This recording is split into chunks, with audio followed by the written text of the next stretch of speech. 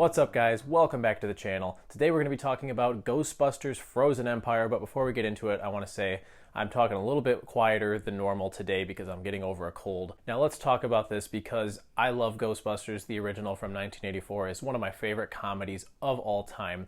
The cast nails it. Everything about it is so clever and funny. The sequels are a bit hit or miss. I still go back and forth on how I feel about the second one, although, it has its fun moments. I would definitely say it's decent enough. The 2016 reboot was pretty much unwatchable. I struggled to get through that thing and never intend to rewatch it again. And then we had Ghostbusters Afterlife from 2021, and this was, of course, directed by Jason Reitman, who is the son of Ivan Reitman, who made the original. Now, I didn't love Afterlife, but I thought it was decent enough because not only did it pay tribute to the late Ivan Reitman, but also Harold Ramis, who is one of the core members of the original Ghostbusters team, and I think they did that and incorporated his character beautifully in the third act and did a good job of, again, paying tribute to him without coming off as offensive or exploitative by making a CGI version of him. Granted, that film has a lot of nostalgia in it, and I think it maybe overplays that card at times, but it was decent enough. So I went into this hopeful, although this is not directed by Jason Reitman. This time, Gil Keenan, I believe is his name, comes on as the director. To start, I guess let's talk about the things that I like in this. I really like the opening scene. It's a really fun chase scene in the Ghostbusters car as they're hunting down ghosts as a family. We have McKenna Grace returning as Phoebe, and I like the idea of a Ghostbusters family coming together and, busting ghosts together. You're going to hear a lot of complaints about the characters and the lack of depth for the characters and things for them to do in this film, but before we get into that, let's at least praise some of the good ones. McKenna Grace as Phoebe is excellent. I think she's a very, very talented young actress. I can't wait to see what she does in the future, and she plays this character quite well. And yeah, Phoebe's one of the few characters in this that I think actually has a distinct personality and has somewhat of an arc throughout it. She's also just a very fun character to play around with. I love how in the opening scene, as they're chasing ghosts and she's in the ejection seat trying to shoot down one of them, and as she's doing this, she's cracking jokes about protons. She's very nerdy and super interested in learning more about what she's doing. Just makes for a very fun character. The film also has some really fun visual elements, especially when you get to the latter half. It's very silly. I mean, you don't go into a Ghostbusters film expecting a realistic take on what ghosts would look like or how they would behave, so I'm not surprised in the slightest to see Slimer return, to see statues coming to life, a lot of bizarre stuff that exists in here, but there were some cool things visually that did pique my interest. And one big complaint that I had from Afterlife is fixed here in that the old characters kind of felt like they were just brought back for the cameo's sake, for the sake of getting audience members to return because they know they're going to see them. And they just weren't very, very heavily utilized to the plot in Afterlife. But here, Ernie Hudson and Dan Aykroyd both get a lot more screen time. They're more involved in the story. I'll warn you right now, Bill Murray is once again reduced to a cameo, which is very disappointing. And I guess that's going to kind of help me segue into my issues with Ghostbusters Frozen Empire, because I was able to cut Afterlife some slack because of how it presented itself as this tribute to the original director and one of the original cast members.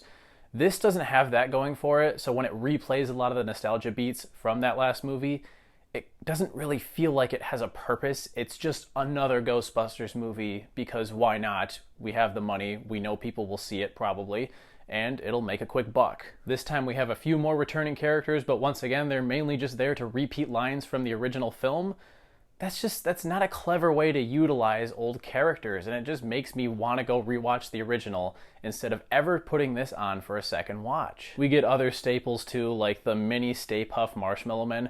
By the way, what's with that? I mean, again, I know that this is not a realistic take on ghosts, but why are some of the ghosts anthropomorphic whereas others are not in a human form at all? These Marshmallow Men, they just pop up out of nowhere, and people are constantly squishing them and smashing them with objects, and I'm confused as to whether they are real objects or if they're made of ectoplasm or whatever the hell other ghosts are. It's not clarified whatsoever, despite the fact that this movie goes pretty deep into explaining lore to the audience. After that first act, it gets bogged down by exposition heavily to the point that I was just bored and checked out. Kumail Nanjiani comes into the picture as this character who primarily exists for comic relief, and I didn't think he was that funny in this. In fact, each role that I see this guy appear in, I feel like I like him less than I did in the last one. That maybe comes off as a little mean, but it's just how I feel. But he becomes a very central plot device in that he shows up with this haunted object that essentially contains the movie's main villain. And there's like a 40-minute chunk in the middle of this movie that is just expository dump after expository dump, explaining things that maybe don't need to be explained to the degree that they are. And all this exposition takes away time that could have been better spent developing the characters. For instance, Finn Wolfhard, why is he in this movie? I mean, I know that he's the sibling of the main character, but he serves no purpose to the plot. I mean, you could take him out and nothing would change. Same for his girlfriend character from the previous one who gets carried over.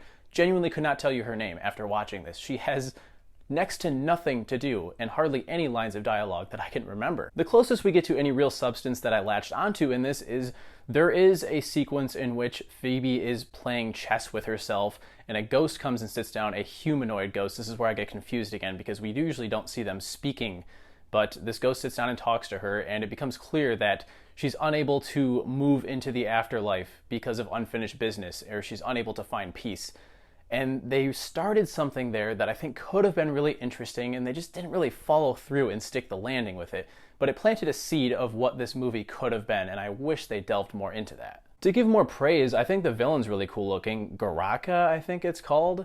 I mean, you barely see it until the last act, which is where most of the action is, which is another flaw in and of itself, but at least it's cool looking. And yeah, the final battle has a lot of flashy lights, and it's big and exciting, and the stakes are massive because the entire city is becoming coated in ice. But in actuality, it's just a carbon copy of the final battle in Afterlife. I mean, everybody plays pretty much the exact same role that they did last time to a T. It would have been nice if they could have found a better way to have them fight this monster besides all line up with their proton packs, firing it at the thing and crossing the streams. How many times have we seen that? I can't believe I've made it this far and haven't even mentioned Paul Rudd.